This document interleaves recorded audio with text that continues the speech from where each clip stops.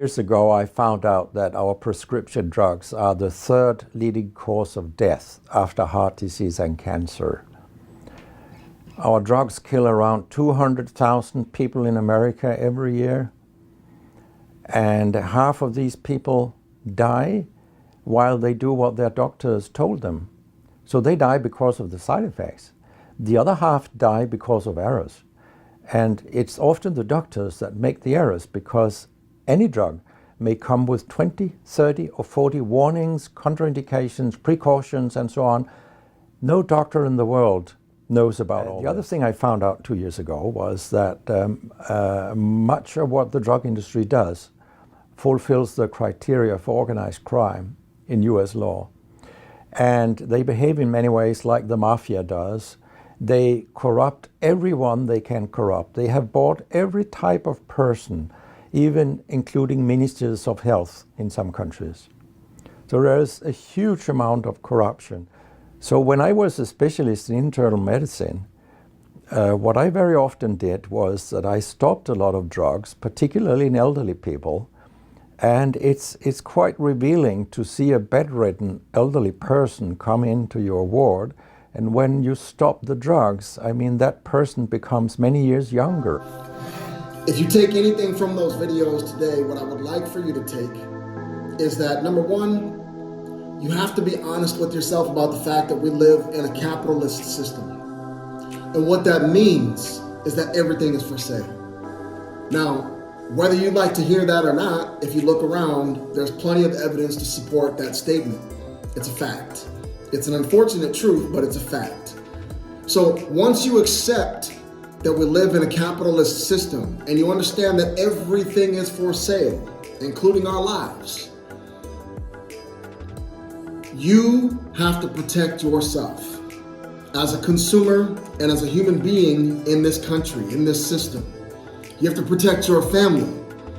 And what that means is that it's your responsibility to understand who you're dealing with. So when you look at the way that these pharmaceutical companies operate, from the beginning of time, we've understood that they have a nefarious agenda. If you go to a hospital and you have a simple injury or a cold, the first thing that they're gonna do is recommend pharmaceuticals. If you're depressed, if you're anxious, if you're sick in any way of any kind, they're gonna recommend pharmaceutical drugs. First and foremost, when you go to the hospital, they're not gonna say, hey, I understand that you're not feeling well. Have you considered your diet? How have you been sleeping? Do you exercise? What's your water intake like? They're not gonna ask you those questions. For the most part, if they do, they're just gonna kind of skim over them, because they're paid to prescribe you drugs. So despite any doctor's best intentions, they are also operating within a system, and they're expected to meet a quota. They're expected to meet a standard, and that's why they're pushing all these pharmaceutical drugs onto the entire public. So you have a choice, understanding the way this works. You can continue to rely on medical professionals and the drugs that they serve to take care of yourself. 70% of Americans are on pharmaceutical drugs right now. 70%. It's also true that less than 30% of Americans exercise on a regular basis. I don't think that's a coincidence. See, the fact of the matter is that most people are going to choose to do what they think is easier, especially if they're ill-informed. Now, if you're overwhelmed, you're tired, you're exhausted, you're working all the time, you've got a family to take care of, you're in over your head and bills, you're probably not going to have the energy to do the research to understand all of the side effects of these drugs. And that's expected. It's meant to be that way. They know that. In the video, you just heard the doctor say that when the doctors prescribe the drugs, that there are potentially 20, 30, 40 side effects or contraindications that could possibly happen. 20, 30, 40. And he said no doctor knows all of that information. So why would you be expected to know all of that information? You wouldn't, and you shouldn't be. So here's what you do have control over. You have always had the power to take care of yourself. You always have, whether people want to acknowledge that or not. There's a very small percentage of people in the world who come into the world so broken that they need constant care. They need to rely on other people to take care of them in every waking moment of their lives. But most of us, that's not the case. For most of us, if we would just work out every single day, every day. For those of you shaking your head, oh my God, work out every day. Yeah, work out every day in some capacity. Eat right. Prioritize your well-being by putting food into your system that's conducive to your well-being and not just because it's delicious, right? Prioritize your well-being. Work out every day. Eat right as often as possible. Make sure that you surround yourself or cultivate environments that are conducive to your mental and physical health. Don't surround yourself with people that drain all of your energy. Right? Don't surround yourself with people that make your life more difficult than it already is.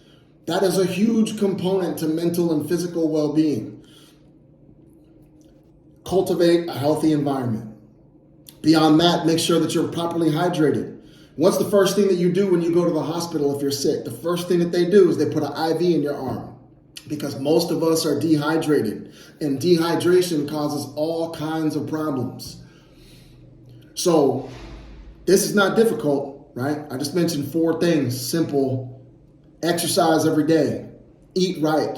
Surround yourself or cultivate an environment that's conducive to your well-being. Stay hydrated. Last but not least, make sure that you're getting a sufficient amount of rest every single night so that your body can rest and recover fully, so that you can step into the next day with sufficient energy to take on all of the challenges. But at the end of the day, I'm sharing this with you guys to let you know that you have the power. You are not hopeless. You are not powerless.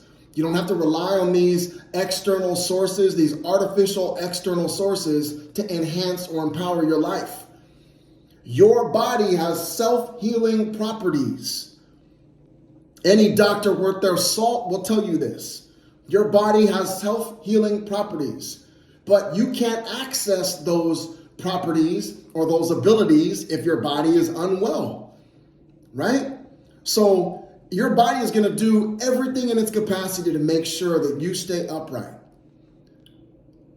But if you're inundating yourself with stress and anxiety and you're not eating well and you never exercise, you're going to end up saying to yourself, I don't feel well, I'm sick, I'm broken, I need help. Who am I going to go to get that help? 90% of you are going to end up going to a doctor, and that doctor is going to prescribe you pharmaceutical drugs.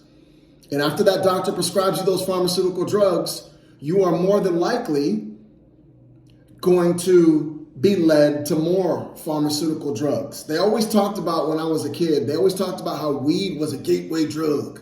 Weed is the drug that leads to everything else. When you smoke weed, then you end up being a crack addict. I've never seen that. Never in my life have I ever seen somebody smoke weed and transition from weed to crack. I've never seen that. But I have seen millions of people transition from basic pharmaceutical drugs to hardline pharmaceutical drugs and multiple drugs. Not 1, but 2, 3, 4, 5, 6 drugs at a time. And for those of you watching this right now, you know that what I'm saying is true. I'm sharing this with you because I'm sick and fucking tired of watching these companies rape people and really commit genocide on our population. You have the power to take care of yourself, but you have to be proactive in your care. You cannot rely on other people to take care of you, especially in this wicked system. Most of the people in the system are not here like I am. They're not operating from a genuine care place. I do this because I genuinely love people. I do what I do because I genuinely care about our well-being.